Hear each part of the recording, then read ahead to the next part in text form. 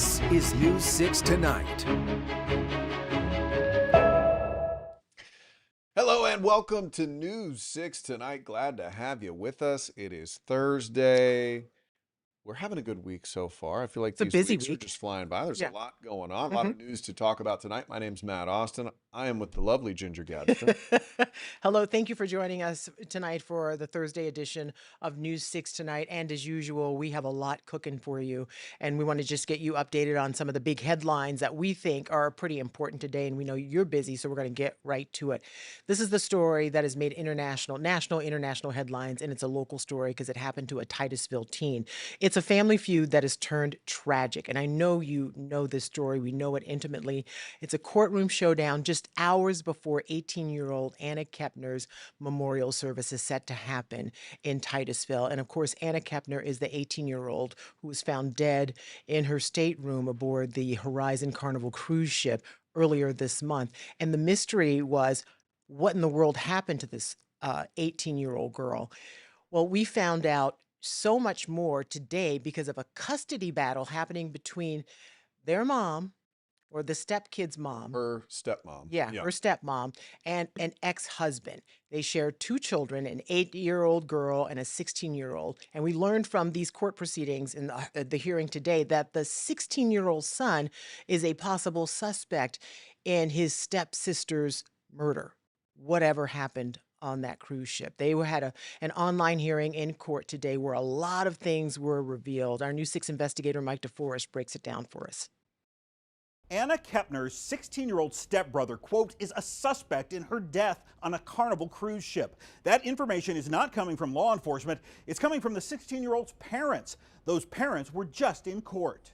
This online court hearing involving a child custody case took place just hours before a memorial service honoring Anna Kepner, who was found dead on a Carnival cruise ship. The teen was joined on that cruise by her father, her stepmother, and at least two of her stepmother's children from another marriage. This is Chantel Kepner, the children's mother and Anna Kepner's stepmother. She's in a child custody dispute with her ex-husband, Thomas Hudson, seated on the right.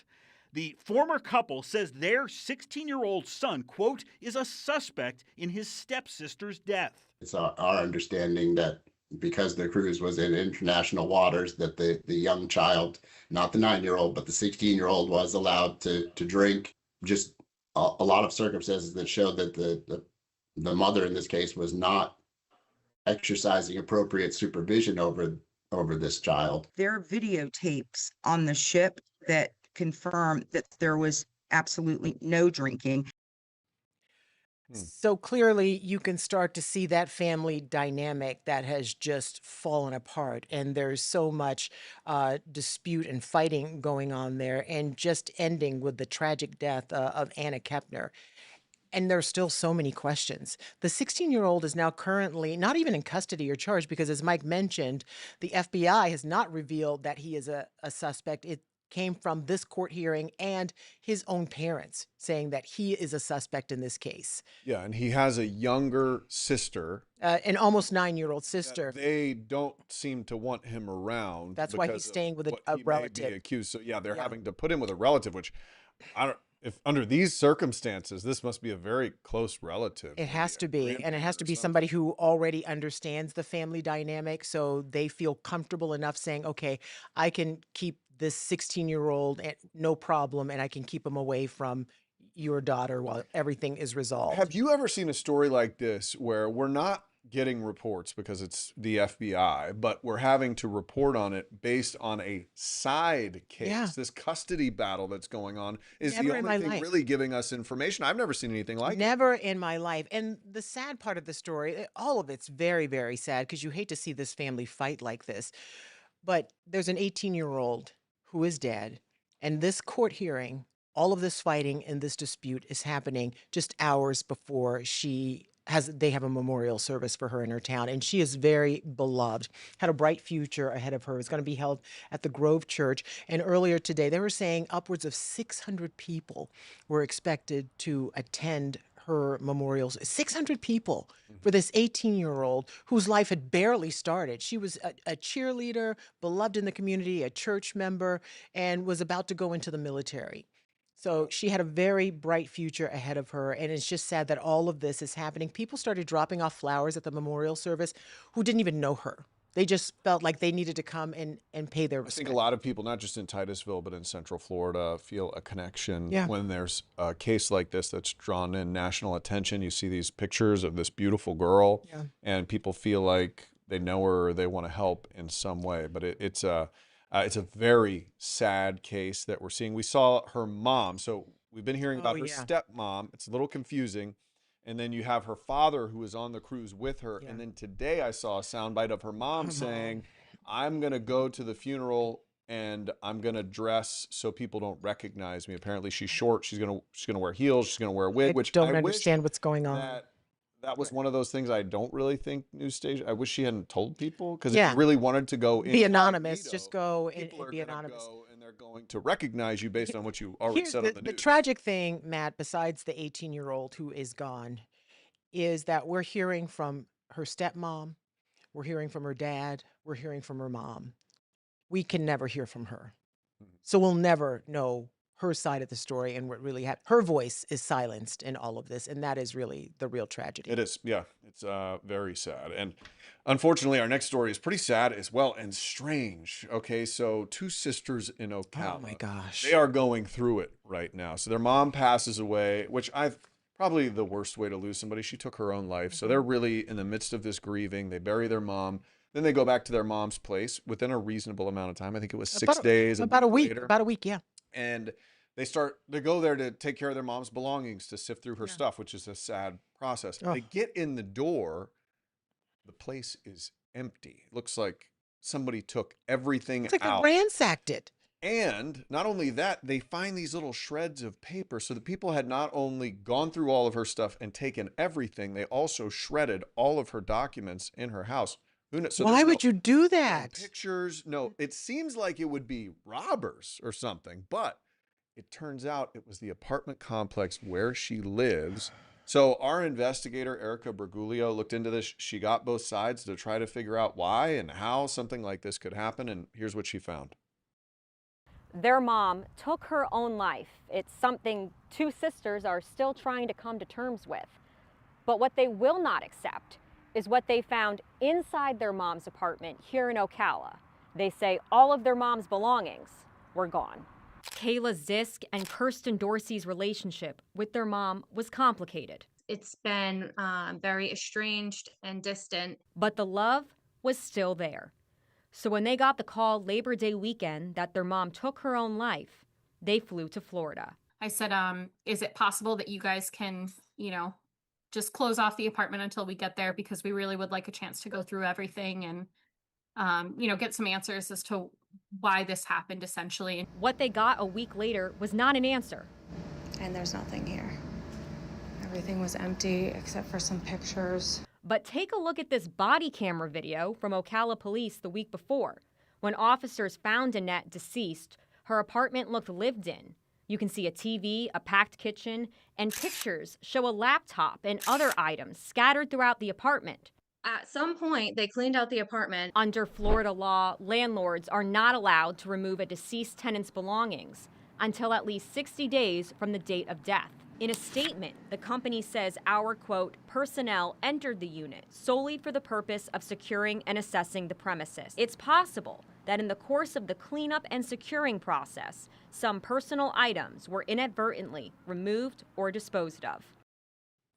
Is that not the most legalese comment you've ever seen? They were nice. They talk like they were nicely handled as documents are shred and everything is removed. Carefully.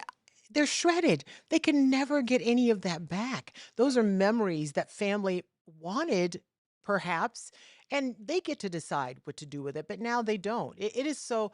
That story annoyed me to no end today, because if you've ever lost a family member and you have to go through their things, and sometimes there's so much stuff, but you go through it carefully and you save what means the most to you, Yeah. and then the rest of it you donate or get rid of. But you should be the one to make that decision, not some complex that just shreds your And stuff. they really should have had more time. According to Florida law, as Erica pointed out, Mm-hmm. you're supposed to have 60 days. They can secure the residence. That doesn't mean that they can go through there and rifle through your stuff No. and destroy things. What if had been, because I am thinking, okay, maybe there's still some part of an investigation to make sure that she really was the person who, she died by suicide. But I feel like you still have to kind of look into things and make sure that everything is in place. And maybe they misread 60 days to be 6 days. I don't know. I don't know. I don't know either, But but it doesn't make any sense. yeah, we'll see what It happens. doesn't make any I'm sense. sure Erica will follow up with that story to see. Oh, for sure. I am very interested to see what will happen. But at the end of the day, those sisters won't get back those precious memories. No matter what the relationship was, you still want to be the Had one be to decide. pictures in there. That's all I would want. Is the Electronics, pictures. Yeah. all the stuff. Okay, don't get me started. It just, a lot I of people already are got you very started. upset about this. And here's another story we've been following, and it's had a really positive outcome. We're talking about Ethan Pritchard. He's the FSU linebacker who was shot in the back of the head on August 31st and went through a couple of months in the hospital in rehab. And we had this remarkable story over the weekend about how his hometown of Sanford had a parade for him and welcomed him home with open arms. Well, today we're learning that Ethan Pritchard is suing the apartment complexes where he was shot because he said, while the people who shot him are dangerous, the complexes have their role to play in it too, that they are also a danger to the community at large and where people live. Our correspondent, Catherine Silver, has more on this story. An FSU football player and Sanford native who survived a shooting in August is now suing the apartment complexes where that shooting happened for negligence. I'm Catherine Silver, your Seminole County community correspondent. Ethan Pritchard and his attorneys allege that there was a long history of documented violent crimes both on and around those properties that put anyone near them at risk. When Ethan Pritchard was driving his aunt and a 3-year-old to their apartment in August, authorities say the FSU linebacker was ambushed, shot in the head in a case of mistaken identity. Now attorneys are trying to hold the apartment complexes where the shooting happened responsible. This complaint, obtained by News 6, accuses the property managers at Riverside Apartments and Havana Heights of allowing the suspects in the case to stay there, despite a documented history of criminal activity. 4 people are now facing charges after the shooting, including Jeremy Atkins, who is singled out by name in this civil suit. It says Atkins lived at Riverside and was accused of illegally owning guns, trafficking narcotics, and causing multiple disturbances on the premises. 6 days before Pritchard was shot, investigators with FDLE believe the same suspects were involved in another shooting at Havana Heights. Ethan was not, I say not, doing anything wrong in that area. Yeah, just 3 months ago, this young man couldn't talk, but now, or move. And now he's making a movement in the court. So something like what happened to him doesn't happen to anyone else, which I applaud him for that bravery. The other thing is he is on the road to recovery. He said when he got back home in Sanford at that parade that he goes, watch me. When I get my legs working, he goes, I'll be walking before March. And I hope he's right. Oh Now, my gosh. as far as this case, it'll be interesting to see where it goes because I don't know if there's a shooting inside an apartment complex, if you can necessarily hold that apartment complex liable for individual decisions, but it's probably going to come down to the details if they were negligent, if they knew that dangerous people were on the property, if they let those people in. Yeah. But otherwise, it might be a difficult case for his family. It's a difficult case for sure, but what it does is it gets these apartment complexes attention. It has them clean up some stuff that maybe they should have cleaned up before. So they'll all be on their best behavior. And that by itself will make it a safer community, I think, because now they know the world is watching. All right, we'll see. Well, I hope you're watching. I know the world is tonight here on News 6. Really? We're going to take a quick break. We'll be right back. A local city, not named Orlando, trying to become an international city. We'll talk about that when we come back.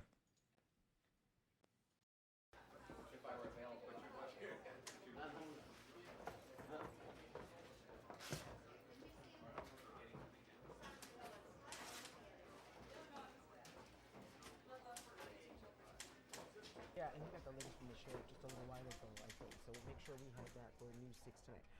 Hey, thanks for stopping by. We know you're busy, but news doesn't stop, and neither do we. That's right. And this is News 6 Tonight, where we leverage this entire busy newsroom with our community correspondents, our producers, our content desk, and then we filter through that. We have a casual conversation about the news that impacts Central Florida. Yeah, we live here in the community, and we rely on you for our neighborhood network because you're our eyes and ears as well, and we can't do it without you. So you can watch us all over the place, YouTube, News 6 Plus app, and clickorlando.com. While you're here, feel free to engage. Let us know who you are and where you're from.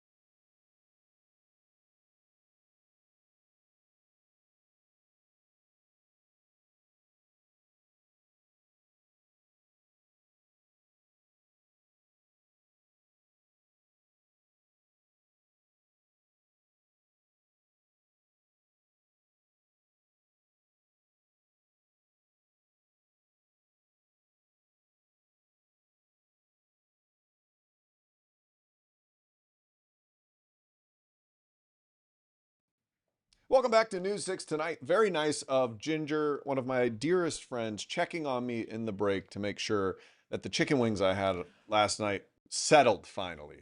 Because the chicken They wings were- you had were talking to both of us at the desk They were last night. what I call percolating last night at the news desk. I was worried about his trip home last I night. was- yo. I was That's all all I'm right. saying. I'm just gonna say I It's all thought good. maybe a little lizard was gonna pop out of my stomach. Hello, my Like baby. no, Hello, I thought aliens was gonna pop out. yeah, I thought so too. Fortunately, we're good tonight. Yeah, okay? thank We're just goodness. gonna give the old belly a break. Ugh. Have some quinoa or something. It's something, tonight. something bland. All right, let's talk about Kissimmee, not my belly. Okay, Kissimmee, Florida is now branding itself as an international city. So to do this, the city flew in top tour operators from all around the world. Who gets this job? How do I get this job where cities will fly me in, wine to and figure out dine how me? beautiful another city is. To say, hey, why don't you send people our this way city. because we're lovely. So on top of getting that great job, they did, I'm sure it was a delightful time for these people. There were like 85 of them. But so is Kissimmee now trying to turn itself into a world destination? Okay, well, there's no more room left in Kissimmee. I don't know if you know this, but it's packed. There's probably a couple of rooms, couple of tents left in there. Stephanie Rodriguez takes a look at this 3-day workshop. Right now, Expedition Kissimmee is underway, a 3-day workshop highlighting the city as a premier travel destination. We're bringing in the top tour operators and media from 17 different countries around the world. The goal is to market Kissimmee across the globe. It's a push DT Minnick expects will lead to more visitors. It's about 15% of our business, but it's 15% of the total number. But the thing is, on our international visitors, they stay longer and they spend way more than a domestic visitor. Longer stays mean more people in an already busy Osceola County. I know there might be some residents that do live here and play here as well that might be concerned that even more people means more traffic, more congestion. What's the message to them? There's very small time frames when it's super, super busy. And, residents, the message that we try to tell residents is you wouldn't have all these great things to do and experience if the tourists weren't here to help support it. Tourism impacts the hospitality industry, and I used to work in it for about 28 years, and if you don't have a lot of tourists, you don't have no business. Now, she's right. Tourism is very important to the area. We love their dollars. Kissimmee gets that Disney trickle-down effect there as a lot of people stay there. And so they're trying to do their thing. I understand that. I just get leery when cities start to spend a bunch of money to try to lure these international visitors. I know Orlando's done it plenty of times. And look, if people are going to come, they're going to come. But these businesses here need to be doing their own advertising, But in look, this humble opinion. We're in Florida. You don't need to advertise that it's great. I think enough people already realize that. I mean, we've had like Look at the record 7-day growth. forecast. Look- Just look at the look- 7-day. Look at You'll the want to look at come. the 1-day forecast. It Right. doesn't matter. It's always great here. And meteorologist Jonathan Kegis, who's going to join us now. Jonathan, this is what we call Chamber of Commerce weather because it Yeah. is so nice. And this stretch is going to last for a good bit. And we have people who are coming from out of town for Thanksgiving. They are thankful they chose this time to come. You know, it's great. It is. There's one little fly in the ointment, and I think the changes start to come right around Thanksgiving. So if you do have family coming in, um, earlier the better. It's not going to be a terrible Thanksgiving. I think it's going to be pretty nice still, but nonetheless, I think that's when we start to have our subtle changes come through. Once we get to the weekend beyond Thanksgiving, I think that's whenever we have the full-on transition play-in. So I think Thanksgiving's good. I think Black Friday's pretty good right now anyway. But that's what I'm kind of watching. Show you the screen here. We are tracking a cold front. We've been highlighting this thing for about 10 days, and it's been unclear, okay, is it going to pass on Thanksgiving or is it going to hang out until maybe Friday or Saturday? It does look like things are trending that it is going to cross on Thanksgiving. Now, what does that mean? I think we're going to have some extra clouds around on Thanksgiving Day, so it might be on the grayer side. Could have a couple of showers as well. Don't think anything too crazy on that department. Don't think it's going to wash away your Thanksgiving by any means. It's still going to be warm because we're ahead of the front through the afternoon. And then I think that cooler air comes in as we get into the weekend. There's still a lot of uncertainty, though, as to how much cool air actually kind of runs itself in for the Thanksgiving or post Thanksgiving. So of course the forecast gets way complicated whenever it's the most impactful to people moving in. So that's something that we're going to try to dissect. And coming up at 9:30, we are going to go into some of the details when it comes in. Okay, how are we going to forecast something like this when it is 7 to 8 days out and there's a high impact forecast? Well, impactful to people. It's not going to be a high impact weather event, but I mean, it's going to impact people more because, of course, you want to come down, want to get outside, and we're going to go into all those forecast nuances. The other thing we're going to talk about is the drought. It's early in the dry season, and we have an extreme drought in parts of the state of Florida that's expanding from west to east. That is not good because if we have a drought right now, it's likely going to intensify like crazy by the time we get into wildfire season. So we're going to break down that as a drought monitor was released today, guys. I hadn't heard that Yeah. yet. I didn't know we were in a drought. I just Well, thought we were yeah. normally dry. This time The of way year. it's supposed to I be know. this time of You know, the only thing we're worried about is like, okay, Matt's worried about his turkey trot that he's going to run, you know, right Yeah. before he eats a big turkey. running You know, anything. and- Stay away from the wings, man. yeah, no, not even I turkey. Go did for that the one leg. year, and that was a turkey terrible mistake. That is what that was. It Yeah. was not That's a good idea. But those are You popular ate this before the time of turkey year. trot? Huh? You do you ate say- what do before a turkey trot? Did Eat you? before a turkey. did no, you no, do that? No, we did we did do it, and we did it at 7 a.m. on Thanksgiving. Oh, okay. I got suckered into this by family, and I'm like, what am I doing here? This is not my scene. Okay, so you didn't. Before you make room, and then you eat after, but it still was terrible. I'm all sore the rest of the day. Can't move. Your stretch pants are tight.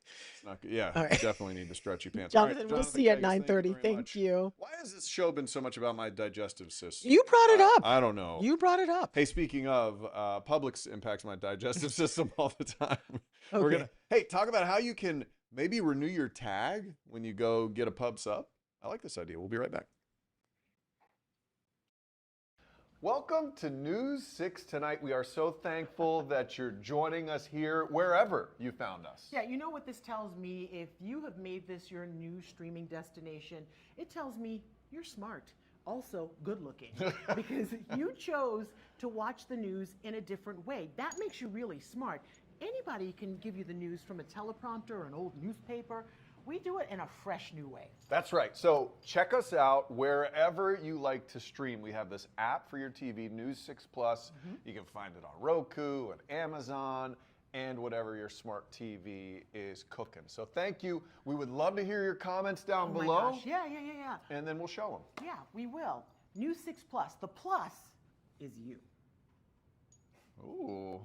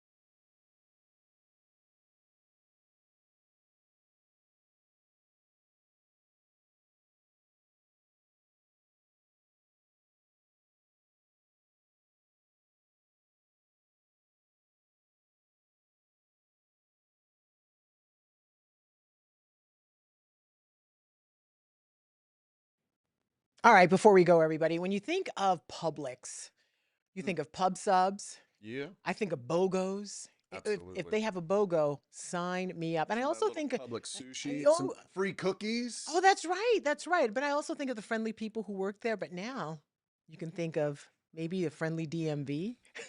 I don't know. Ooh, the DMV. That's sexy. Okay, so Publix in Volusia County, they have this kiosk now where you can renew your tag. When I first saw DMV at a Publix, I thought I can get my driver's license That's renewed what here. I was hoping to. Yeah, that's not happening here, but it's still something pretty cool. You can get your your license plate renewed at a Publix. The kiosks are open 7 days a week. This one's at Port Orange, Orange Beach, and DeLand and Edgewater, all in Volusia County. The registration prints automatically, but you can't use it for boats or personalized plates, those vanity plates. Rail Stalker, love Publix. Who doesn't? Rail Stalker. So, I got engaged in a Publix. oh, That's how you much did. I love Publix. You did. And your wife still said yes. Wow. That's right. We love you. It was We love romantic. you. I'll tell you that story one time when you're bored. But yeah, good stuff.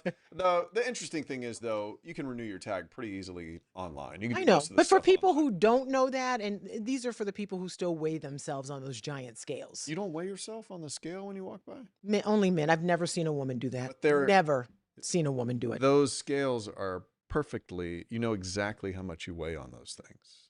You should do it. You weigh on me right now. Have a great night.